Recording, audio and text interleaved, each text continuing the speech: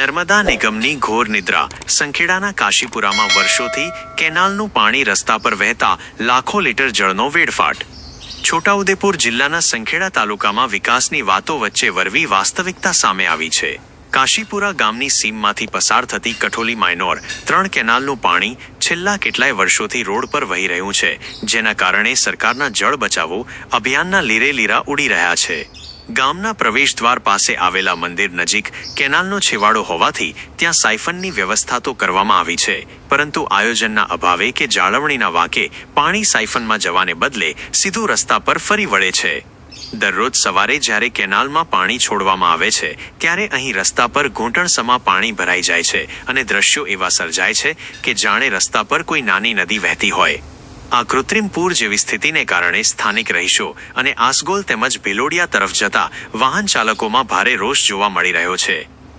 નર્મદા નિગમના સત્તાધીશોની આવી નિંભરતા સામે અનેક સવાલો ઊભા થઈ રહ્યા છે.